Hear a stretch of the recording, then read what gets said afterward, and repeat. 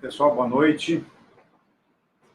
Nós queremos cumprimentar todos os canoenses e trazer aqui, inicialmente, acho que um cumprimento de nós três aqui a todos os profissionais da saúde, todas as pessoas que trabalham na saúde com empenho, e agradecer por todos os dias que passaram se preparando para esse momento, e também agradecer pelo que vão enfrentar daqui para frente. E eu quero aqui, na figura do Fernando Ritter, do Michael, do Dr. Michael, que trabalha junto conosco, fazer esse agradecimento a vocês e essa homenagem a vocês. O coronavírus está mudando a vida das pessoas em todos os países. No Brasil e em Canoas não é diferente. Estamos diante de uma grande responsabilidade, tanto do poder público quanto a nossa população. Evidentemente que numa situação como essa, cada um de nós está cheio de dúvidas, preocupações, né? Como é que seguimos em frente e principalmente dúvidas relacionadas à saúde. E é por isso que eu estou aqui com esses dois convidados, para a gente discutir essa noite sobre essas questões. Muita coisa circulando na internet, muita coisa que é mito, muita coisa que é verdade, né? Como eu não sou médico, né? Então eu queria apresentar para vocês o Dr. Michael Muneroli, é isso? Isso, Muneroli, e o secretário da Saúde, Fernando Ritter. Antes de tirar as dúvidas, eu queria dar uma lida para vocês, num decreto um decreto de emergência que nós assinamos ontem e que hoje nós estamos fazendo ampliação das medidas restritivas desse decreto, né? Considerando que o isolamento social é considerada a principal porta, né, de proteção, a principal prevenção para a transmissão do coronavírus, e que as medidas inicialmente estabelecidas no Decreto Municipal número 70 não mostravam a abrangência e a intensidade que se faz necessária para a efetiva proteção da população, em relação à contaminação que está vindo por aí. Então, novas indicações das autoridades, né, nos apontam para algumas decisões que nós temos que tomar. Primeiro, nós recomendamos que se deixe de transitar pelas vias da cidade. Isso é muito importante, as pessoas ainda não se conscientizaram disso. A gente vê todo dia, né, ontem, aqui no calçadão, vários idosos circulando, né, o que é exatamente aquela faixa, né, Fernando, da população que mais precisa se cuidar, né? Então, a recomendação de que deixe de circular pelas ruas em tempo integral, pessoal, o dia inteiro, as 24 horas do dia, salvo se houver extrema necessidade, né? A circulação, mesmo em extrema necessidade, ela deve acontecer apenas entre as 6 horas da manhã e as 20 horas. Após as 20 horas, nós vamos ter policiamento, vamos ter a nossa Guarda Municipal, Polícia Civil, Brigada Militar, recomendando e conduzindo as pessoas para que não haja essa circulação. E fica suspenso a partir do dia 23, pelo prazo mínimo de 21 dias a partir dessa data, o funcionamento de restaurantes, bares, pubs, enfim, e esses estabelecimentos comerciais que não são vedados pelo artigo da lei, né? E mesmo assim, com a recomendação que eles devem ser higienizados, depois do uso, durante o período de funcionamento e sempre. Também é recomendado que disponibilizem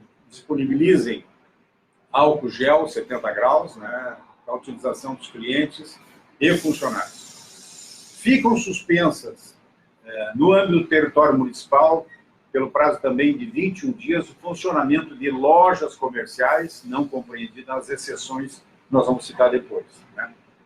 A lotação desse período poderá, a lotação desses estabelecimentos não poderá exceder a 50% da capacidade prevista no alvará de funcionamento do PPCI. Vai ficar vedado totalmente o funcionamento de ginásios de esportes, academias, centros de treinamento, centros de ginásticas, campos de futebol, quadras esportivas e poliesportivas, praças esportivas, cinemas, clubes sociais, independente das aglomerações das pessoas. Eu não sei se ainda tem mais alguma coisa que eu me lembro, mas eu gostaria de ir para... Se me permite, prefeito? Sim. É importante que as pessoas se conscientizem disso, né? Não existe medida mais adequada adotada no mundo do que restringir fundamentalmente a circulação de pessoas. Não podemos passar pelo que a Itália está passando, outros países já passaram, né? A gente também tomou algumas medidas na área da saúde, né? Medidas importantes. Primeiro, né, deixar os nossos serviços de saúde quase que exclusivamente para atendimento de pacientes com sintomas respiratórios ou mesmo, quando confirmado ou não, o coronavírus. Tá? Claro que outras emergências também serão atendidas, obviamente, mas seguindo as recomendações do Ministério da Saúde, do próprio Secretaria Estadual da Saúde, a gente está suspendendo cirurgias e procedimentos eletivos, estamos fazendo mutirões na área da saúde, né? Mutirões para esvaziar o hospital, prefeito, né? Todos aqueles pacientes que estão internados, nós estamos sábado e domingo fazendo cirurgias para poder esvaziar o hospital, para nos prepararmos ainda mais para receber pessoas que precisarão de leitos para o cuidado do coronavírus. É isso. Bom, eu queria apenas esclarecer para o pessoal aqui quais são as atividades permitidas nesse período, né?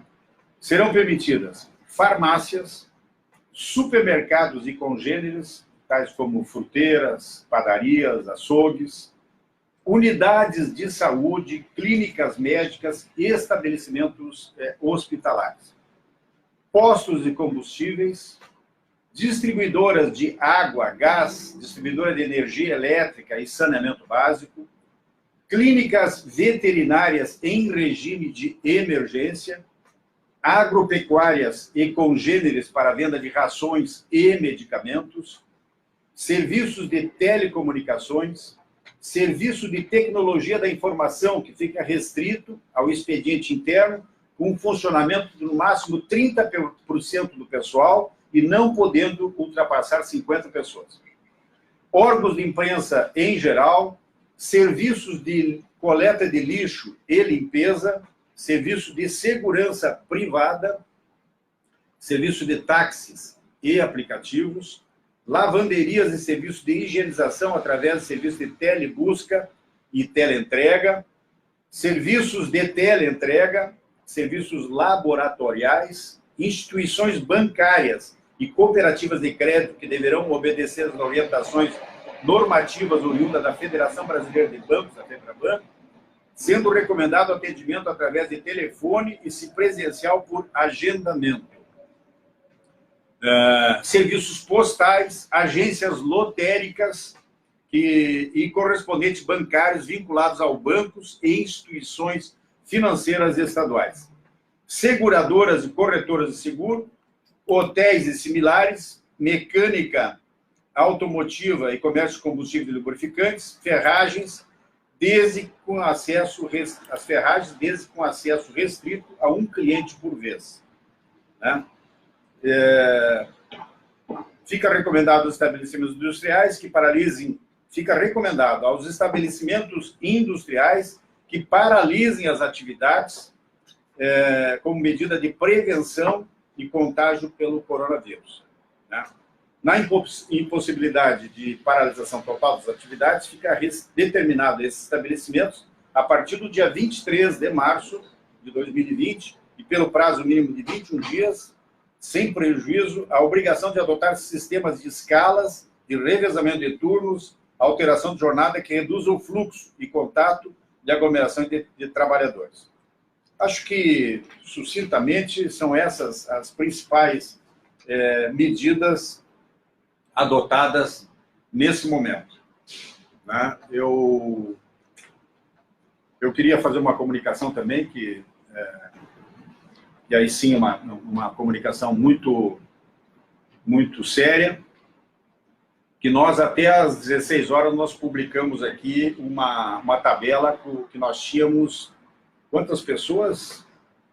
Na tabela, 55 pessoas, casos em investigação e 32 casos descartados, né? Ou seja, nenhum caso confirmado e nenhum óbito, totalizando 87 pessoas. Infelizmente, quero comunicar a vocês que nós recebemos há pouco o comunicado de um caso positivo em Canoas, primeiro caso positivo, é um jovem, né? 22 anos de idade. 22 anos de idade,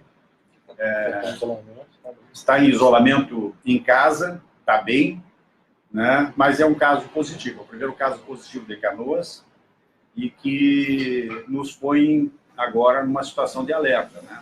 Ele fez uma viagem, não foi contagiado, portanto, dentro do município, né? Ele é oriundo de uma viagem fora do estado, e é uma comunicação assim que nos deixa bastante triste, né? Porque nós estávamos até agora sem nenhum caso detectado, mas era evidentemente esperado que isso acontecesse, né? Eu acho que é importante a gente falar um pouquinho sobre o cenário que hoje foi anunciado pelo governo do estado, que nós mudamos agora a interpretação, né? A partir de agora, o estado do Rio Grande do Sul passa a ter transmissão comunitária, tá? Nós hoje não conseguimos mais identificar a origem dos... Transmissão comunitária, só para o pessoal saber, é aquela transmissão que se pegou de alguém aqui dentro do estado, né, circulando por aí. A gente não consegue localizar o caso originário, né? Então é o seguinte, o vírus está circulando, né? Tivemos casos aqui em cidades vizinhas, né? Agora nós temos aqui em Canoas. Também muda a questão de realização de exames. Então foi anunciado hoje pelo governador, pelo comitê estadual, de que a partir do dia de hoje não se faz mais exames para a população em geral, somente para casos graves e profissionais da saúde, né? Porque a ideia dos profissionais da saúde é a gente tentar descartar o mais rapidamente possível para a gente não perder essa mão de obra qualificada e importante, né, Maicon? Exatamente. Que faz o atendimento nas nossas unidades de saúde e hospitais. Então isso vale para todos os municípios do estado do Rio Grande do Sul, que não será mais feito, passa a ser feita uma contagem diferente, é a análise dos casos graves que nós vamos estar analisando a partir de agora dos profissionais da saúde. Bom, eu diante desse fato, a gente nos põe mais em alerta ainda, e eu queria aqui ressaltar a todos vocês a importância do isolamento. Há apenas um método eficiente no trato desse vírus, pessoal. É se isolar em casa, né? Nós já temos o primeiro caso em Canoas, então, daqui um pouquinho vai aparecer o segundo, o terceiro, e o vírus está circulando já na cidade de Canoas. Isso o significado disso é que o vírus está já entre nós. É um inimigo invisível, né? Todos os cuidados de higiene, a gente volta a ressaltar aqui a importância de lavar bem as mãos, em casa, chegar em casa, tirar o sapato, deixar o sapato na rua, enfim, todas aquelas prevenções que nós temos que tomar. Mas o que eu queria alertar vocês da gravidade é chamar atenção para aquelas pessoas que ainda não caiu a ficha, que ainda acha que é uma bobagem, que ainda acha que isso é uma coisa que não vai chegar até a gente, é de que daqui um pouquinho nós vamos ter muitos casos E qual é o grande problema da doença, né, Mário? Não é apenas, por exemplo, esse jovem de 22 anos que está contaminado, né, com o vírus daqui de Canoas, talvez ele, pela idade, até não tenha grandes consequências no estado de saúde dele, né, Mário? Exatamente. Ou seja, passe até quase que na normalidade, né? Eu podia dar uma explicação para nós? Exato. É muito importante lembrar que nesses casos que agora temos de corona, né, que a população tem que entender a responsabilidade que a gente tem também pela saúde do outro. E juntamente com nós, profissionais da saúde, nós estamos todos, né, com muito esmero, trabalhando firme para que todas essas ações da saúde aqui em Canoas a gente consiga dar a melhor saúde para vocês. Só que da maneira que a gente precisa isso, a gente precisa também da atitude de cada cidadão aqui de Canoas, de cada pessoa entender que nós temos que agora é isolamento. Todos os estudos nos mostram isso, que o isolamento é a melhor prevenção, assim como o prefeito estava falando. Então, é fundamental que as pessoas, principalmente o grupo de risco, os idosos, né, fiquem em casa. Não vão para as unidades se não são caso grave. Não adianta ir, porque a gente sabe que não tem tratamento ainda. Infelizmente, a gente não tem tratamento. Então, não adianta a gente fazer uma histeria e sair correndo. Por isso que a gente qualifica cada vez mais os nossos profissionais da atenção básica, que a gente tem que ter tranquilidade e serenidade nesse momento. É muito importante, porque a gente precisa passar também tranquilidade para a população. Todo mundo tem que ter um zelo em relação a isso. E é fundamental que as pessoas compreendam realmente, e peço com muito carinho como profissional, e assim como prefeito, como secretário está aqui, que vocês fiquem em casa. Só procurem as unidades, os locais com sinais graves. Depois a gente vai até entrar em mais explicações de como tem que procurar e quais são esses sinais que é importante, principalmente as crianças, né, as pessoas em geral. Então, assim como o prefeito tinha falado inicialmente em relação ao jovem, né, normalmente esses sintomas em pacientes mais jovens, né, pessoas que têm uma imunidade mais, digamos assim, jovem, né, que tem uma imunidade melhor, ele acaba às vezes apresentando até nem sintomas, então ele acaba às vezes transmitindo esse vírus sem a gente saber. Então é importante que os idosos, né, que às vezes com uma imunidade menor, às vezes não apresentam sintomas. Então a exposição deles a esses pacientes acabam gerando muito mais risco. Só queria colocar, ó, eu tô olhando aqui alguns questionamentos importantes, prefeito.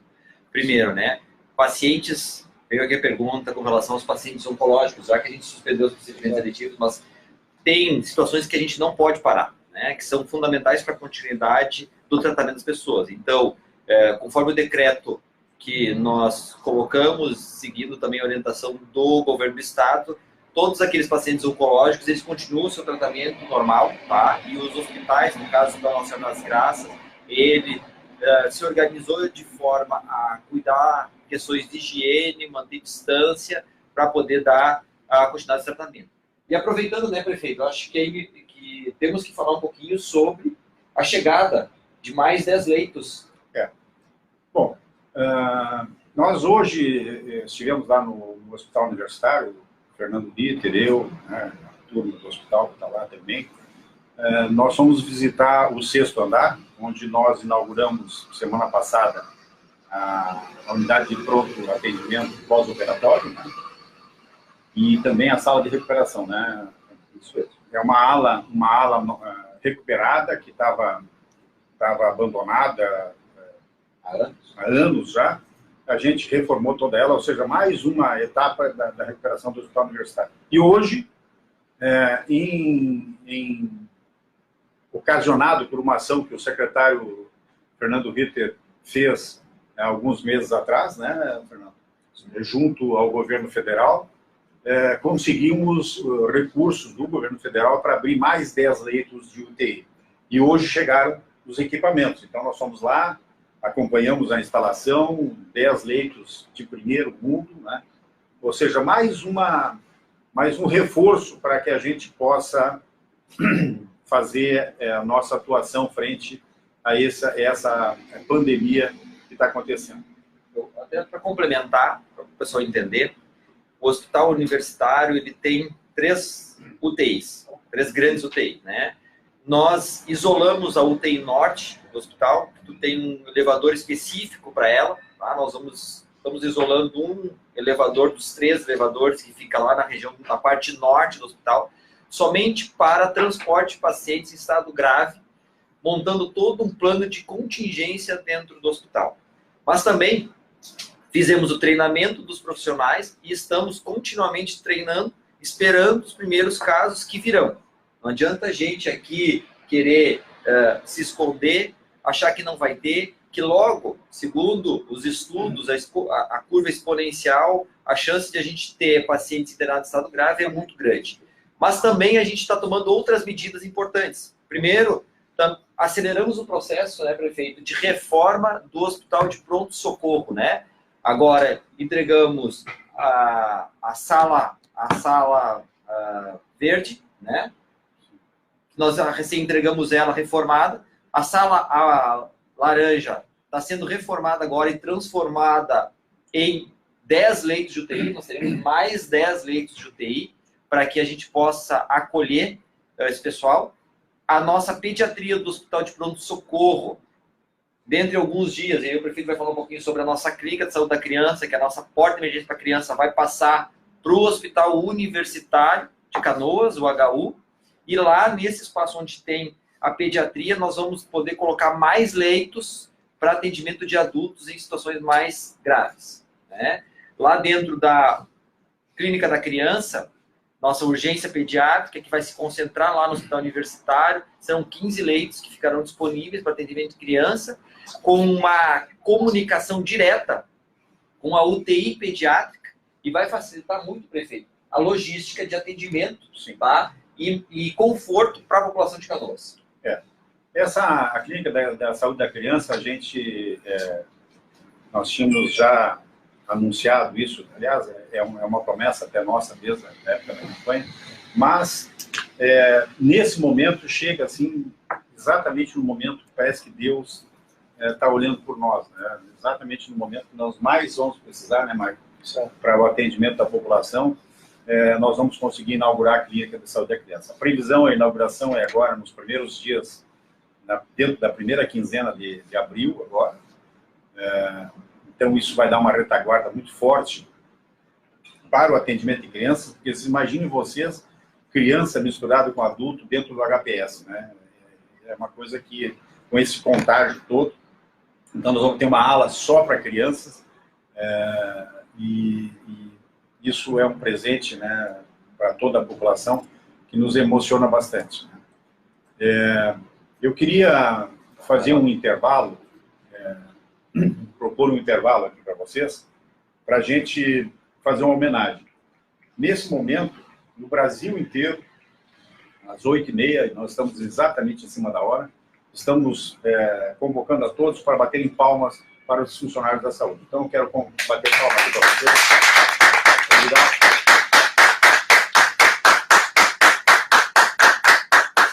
Parabéns a todos vocês. Obrigado pela desenvoltura, pela dedicação que vocês fazem. Eu sei que é muito difícil, né? Que todos nós estamos com o coração apertado. A humanidade toda está, né? Eu também estou, né? Esse vírus está transformando as nossas vidas, a vida das nossas cidades. Eu jamais imaginei passar por uma situação como essa. Jamais imaginei ter que tomar decisões tão duras. Jamais imaginei pedir para minha gente ficar em casa, longe dos amigos, das praças, enfim, de uma alegre convivência tão característica entre nós. Mas é nessas horas, exatamente nessas horas mais difíceis, que a gente precisa resgatar a nossa força interior, capaz de vencer os maiores desafios. E essa força está dentro da nossa alma, pessoal. Está em Deus, está nos nossos irmãos, está na fé que nos alimenta, na essência da oração. Eu sou prefeito de Canoas, mas mais do que essa tarefa formal, eu tenho um compromisso com a nossa gente. Nasci, me criei aqui, né? Sempre estarei do lado de vocês, em qualquer empreitada. Eu nasci em Santa Catarina, mas vim para Canoas praticamente com 3, 4 anos de idade, então estou com 72, imagino, estou com 70 anos, né? E nós e a nossa equipe estamos atuando em todas as frentes, né? 100% focado em defender a nossa cidade. E nós vamos defender sem descansar. Desde que as primeiras informações sobre o coronavírus começaram a surgir, a Prefeitura planejou e, acima de tudo, Fernando, nós agimos, né? Adotamos uma série de medidas para a segurança e a saúde da população canoense. O nosso hospital universitário tornou-se uma referência no tratamento de casos graves aí de coronavírus. São 30 leitos disponibilizados para enfrentar essa doença. Também autorizamos a contratação de 12 novos médicos, né, Fernando, para atender esses casos de coronavírus. Reinauguramos as UTIs pós-operatória e a sala de recuperação, como eu falei, né? Criamos um comitê, desde a semana passada, um comitê de enfrentamento ao coronavírus para tomar essas decisões, que são mais rápidas e efetivas, né? O Fernando está me lembrando aqui que o HPS também está em reforma, já falou isso, né? Nós estamos reformando o leito de UTI em 5 dias, né? E uma informação importante que eu quase esqueço de passar, né, Fernando, que é a questão da requisição que nós vamos fazer do prédio 1 da Ubra, que eu queria que tu fizesse um comentário para nós. Hoje nós comunicamos ao reitor Thomas e sua equipe, que veio aqui à Prefeitura Municipal de Canoas, tá? Que nós estávamos fazendo a requisição do prédio 1 da Universidade Luterana do Brasil para ser nosso espaço de atendimento de saúde. Vamos, ao longo da semana, preparar já espaços físicos para fazer novos leitos, tá? Para poder dar um conforto ainda maior, porque a gente tem a convicção de que precisaremos, né? Precisaremos porque nós temos visto que os epidemiologistas, os infectologistas têm colocado, e se Deus quiser a gente não precisar, mas nós estamos preparados, fizemos um planejamento estratégico de avanço. Também nós vamos colocar hospitais de campanha junto ao Hospital Nossa Senhora das Graças. Então, ao longo da semana que vem, começamos todo o processo de adequação do espaço físico externo da emergência do Hospital Nossa Senhora das Graças. Vamos colocar lá espaços para poder dar o espaço adequado entre o profissional e outro, um atendimento e outro, leitos. No Hospital de Pronto-Socorro, nós já colocamos uma carreta e vamos deslocar também o nosso ônibus para lá. Também vamos botar espaços nas nossas UPAs para a gente aumentar locais de atendimento e, para isso, né, mais profissionais ainda serão contratados para poder fazer o atendimento, né? Então, ao longo desse mês de março, ainda estaremos num processo de evolução muito rápida, né? São mais 10 leitos de UTI que estamos preparando no Hospital de Pronto-Socorro. Então, em questão de 20 dias, prefeito, nós estaremos com mais 20 leitos de UTI. Lembrando que o Hospital Universitário tinha 27 leitos, agora nós vamos ter com esses aí mais 20, ou seja, nós quase dobramos a capacidade de leitos de UTI. E temos certeza que Canoas está preparada. E é importante, Maico, falar um pouquinho, né, sobre quando que o cidadão canoense tem que procurar a unidade de saúde. Acho que é fundamental.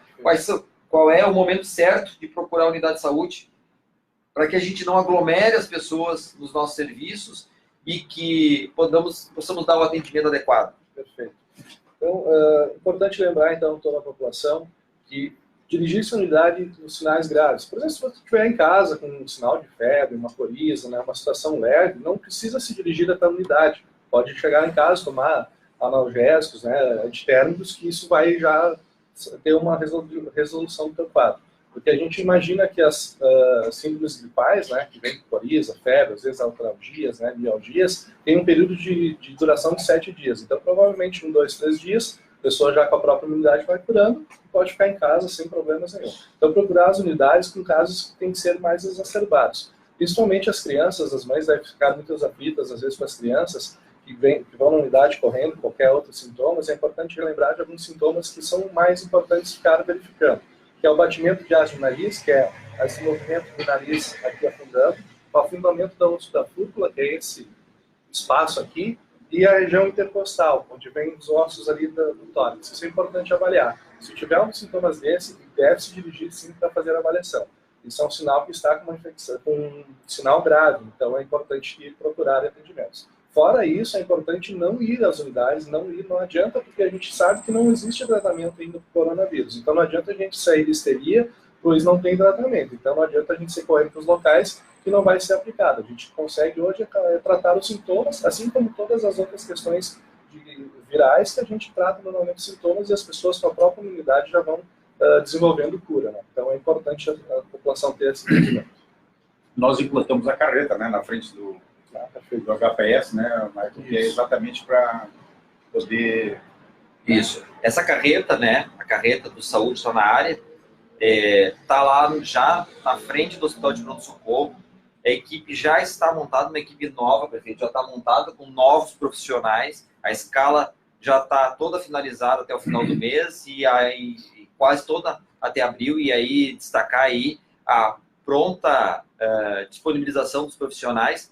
Também agradecer aos estagiários da área da saúde, os alunos do último ano. Estive conversando com eles lá na UBRA, no curso de medicina, entenderam a necessidade, se colocaram à disposição para ajudar nesse processo, nesse momento difícil que o Brasil passa, tá? Porque, infelizmente, teremos baixas de profissionais que irão adoecer. Então, por exemplo, o Hospital Universitário e o Hospital de Pronto-Socorro e o Hospital Nossa Senhora das Graças já montaram até uma linha sucessória de pessoas. Se a pessoa adoecer, quem é que substitui ela, especialmente dentro de áreas críticas, como, por exemplo, os leitos de UTI e outros locais do hospital. Então, já temos um plano de contingência com áreas críticas e linha sucessória de cuidado, tá? Tudo isso para a gente evitar outros problemas. E é importante, queria destacar aqui uma questão fundamental, que segunda-feira começa a vacinação, né? Mas seguindo a linha, né, prefeito, dessa questão da vacinação, nós montamos uma estratégia, queria que o senhor comentasse um pouquinho. A vacinação começa segunda-feira e, como a recomendação dos idosos, que é o público, que é um público importante que vai ser vacinado, né? E os profissionais de saúde. Sim. Esse primeiro momento é só profissionais da saúde e idosos. Exatamente. E os profissionais da segurança, né? Não. Só saúde e idosos nesse momento, por determinação do Ministério da Saúde. Isso. E ratificado pelo governo do Estado. Muito bem. Como o foco é profissionais da saúde e idosos, os profissionais da saúde, as vacinas serão dirigidas para os locais de trabalho, né? Os idosos, pessoal, como a recomendação é não sair para a rua, não sair de casa, né? Nós vamos montar uma estratégia a partir de segunda-feira de visitação domiciliar. Ou seja, nós vamos preparar equipes, as equipes vão sair com a vacina e vamos visitar idoso por idoso. Vai demorar um pouquinho mais do que se fosse nos postos, mas nós evitamos a exposição do idoso na rua. Então, esse vai ser a estratégia, inicia segunda-feira, continua a semana toda, talvez a outra também. Então, não saiam para a rua, não vão nos postos de saúde, porque não haverá vacina nos postos de saúde, né? Porque vocês vão acabar indo no posto de saúde se expondo, se misturando com pessoas que talvez tenham o vírus, o coronavírus, e é isso tudo que a gente quer evitar. Eu quero deixar um alerta aqui para vocês, para que fique bem claro para a população. O grande problema do coronavírus não é apenas pegar o vírus. Pegar, muita gente vai ser pega, né? O grande problema do coronavírus são os efeitos nos idosos, principalmente, que é a falta de ar, né? E aí vai chegar num ponto do estágio da doença que a pessoa vai ficar com falta de ar e não consegue respirar por conta própria. Vai precisar de um aparelho chamado... É um respirador, né? É um respirador, né? É um pulmão mecânico, né? E que não há pulmão mecânico para toda a demanda que vai acontecer. Na Itália, muita gente morrendo porque, infelizmente, não tem o aparelho. Lá na Itália, que é um país de primeiro mundo, não tem o aparelho para todos, né, Fernando? Isso aí. Então, qual é a estratégia que o Brasil está adotando, que nós estamos adotando? É evitar de sair de casa, o isolamento. Com isso, o vírus demora mais a contagiar, né, a circular pelas pessoas. Com isso, a curva de contágio vai ser mais lenta e mais baixa. E, com isso, menos pessoas, ao mesmo tempo, vão precisar desses equipamentos. É isso que nós estamos lutando, porque se essa curva ultrapassar o limite de leitos, e com certeza vai ultrapassar, mas a gente quer que ultrapasse o mínimo possível, se possível nada, né? Nós não teremos leito para atender todas as pessoas. E vai ter gente morrendo por falta de ar. Simplesmente isso, porque o pulmão vai ficar catarrado, né? Vai ficar com dificuldade de respirar, não vai conseguir e vai acabar morrendo. Então, é esse alerta que a gente faz às pessoas, que então, o pessoal não está na rua, a gente vê pessoas transitando como se nada tivesse acontecendo. Essa semana eu recebi um telefonema de um amigo meu, me perguntando como é que eu estava, porque eu estava com os sintomas, né? Eu acabei fazendo o teste hoje, graças a Deus, recebi a notícia que não tem, né? Estou bem de saúde, estou pronto para a luta. E esse amigo que me ligou disse: olha, Busato, o pessoal do edifício aqui está preocupado contigo, porque tu está com suspeita de ter o vírus, e tem um morador aqui no prédio que está assustado porque tu está no prédio, né? Digo, olha, eu estou fazendo exatamente o que recomenda, ou seja, estou em isolamento dentro de casa, né? Ele disse: não, mas eu não estou preocupado com isso, dizer para mim, porque eu nem acredito que esse troço vai ser tão grave assim. Uma pessoa esclarecida, amigo meu, e talvez até esteja me ouvindo, não vou dizer o nome dele, evidente, mas não acredita. Tem um outro empresário também que me mandou um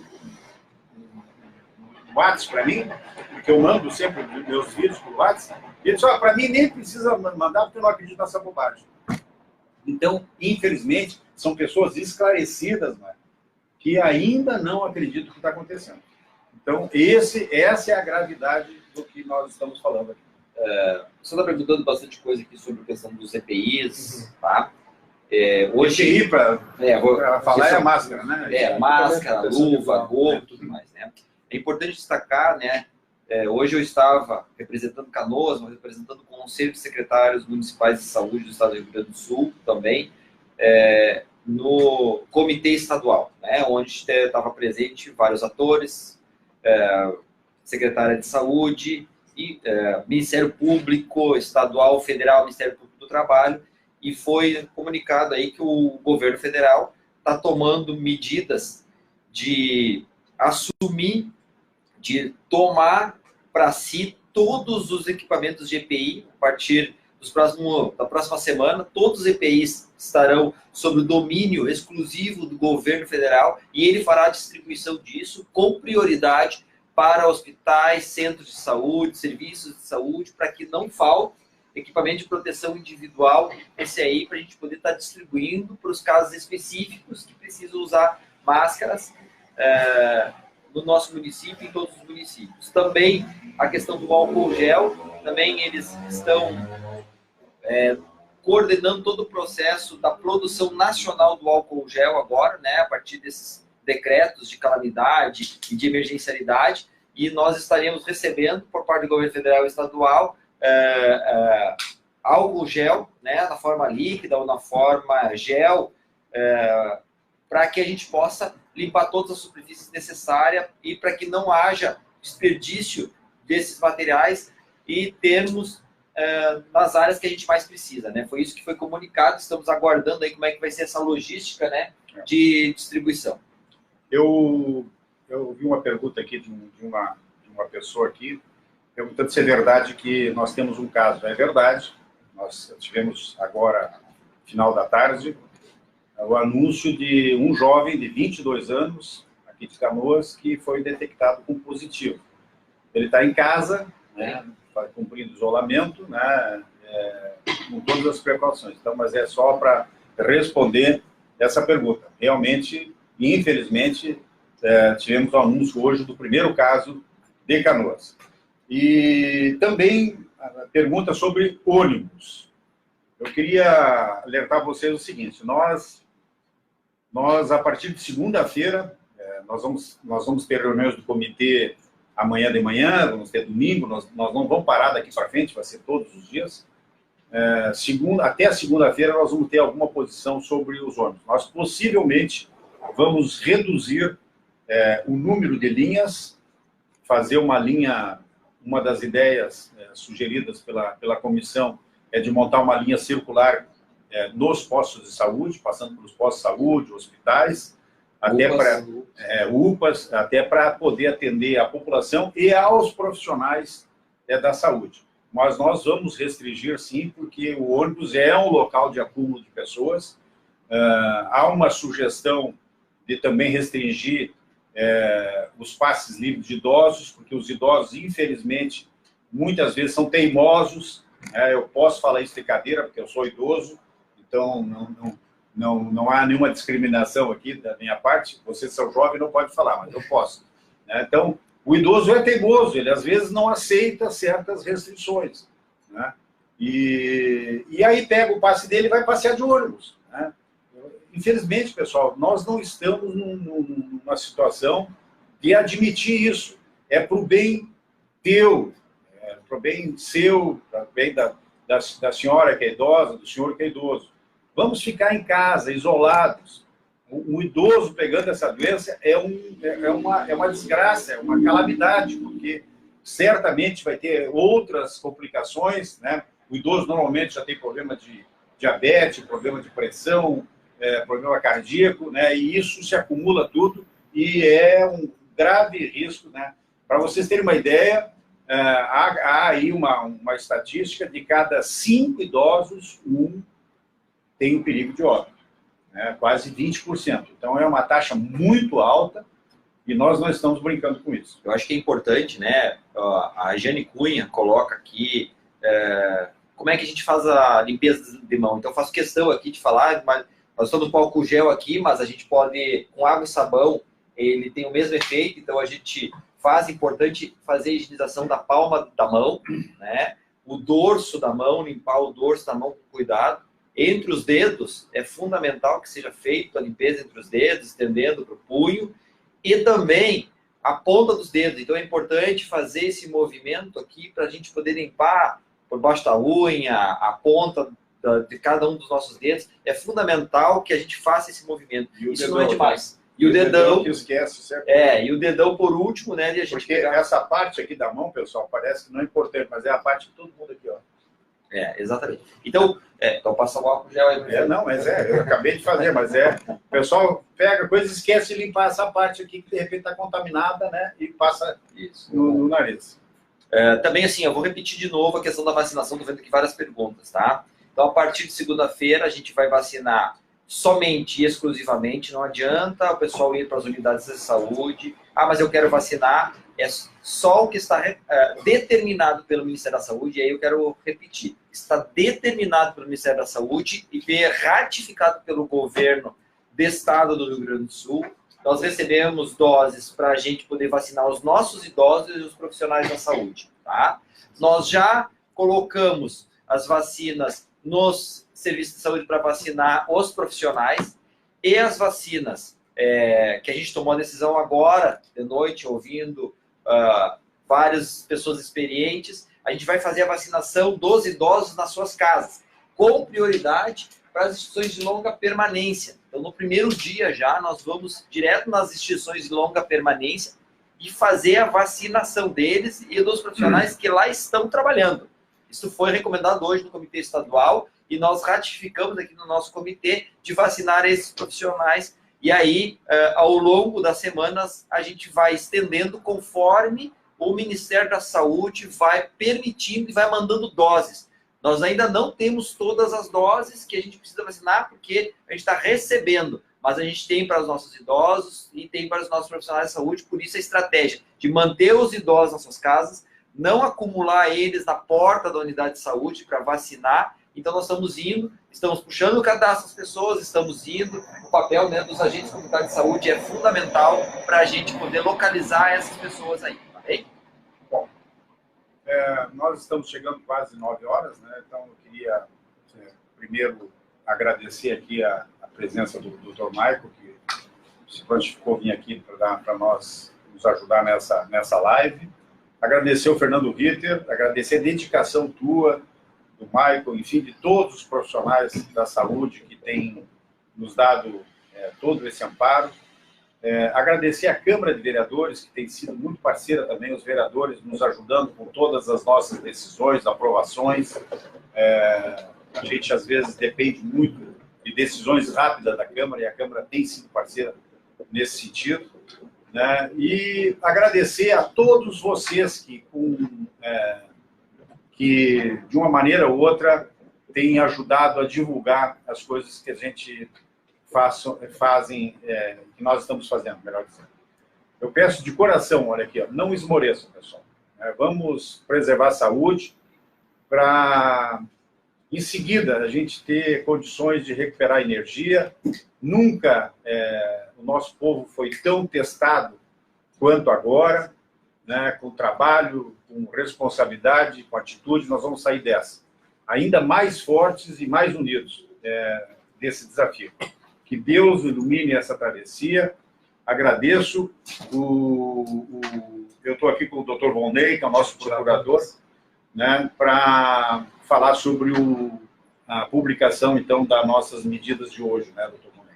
Perfeito, eu acho que é importante para nós todos a gente fazer, então, uma síntese a questão dos fechamentos. O pessoal está perguntando aqui o que fecha, o que não fecha. Exatamente. Então, vamos fazer um resumo para a gente encerrar. Ok. Então, a partir do dia 23 de março, segunda-feira, pelo prazo mínimo de 21 dias, né, restaurantes, bares, pubs e lanchonetes.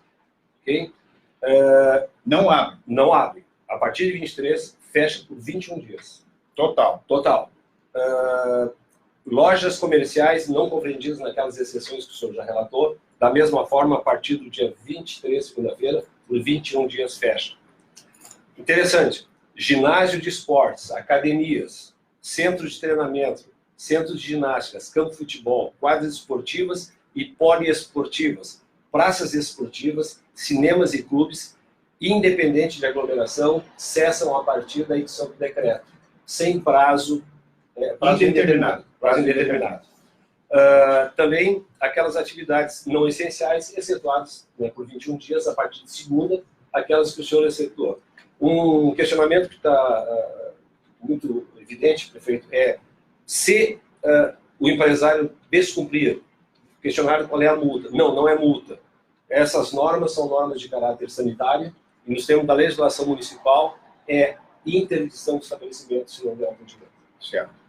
Bom, o decreto ele vai estar no Facebook daqui um pouquinho para vocês, todo o decreto na íntegra. Quem tiver alguma dúvida, o que fecha, o que não fecha, está todo ele disponível para vocês ali, para a gente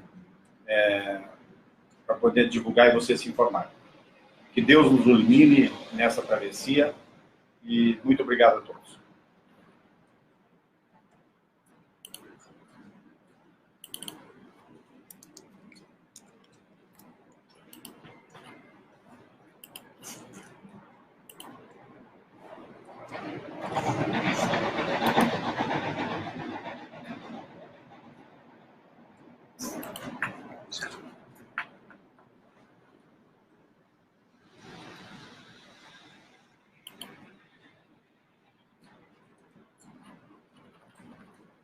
Travou aqui um segundo.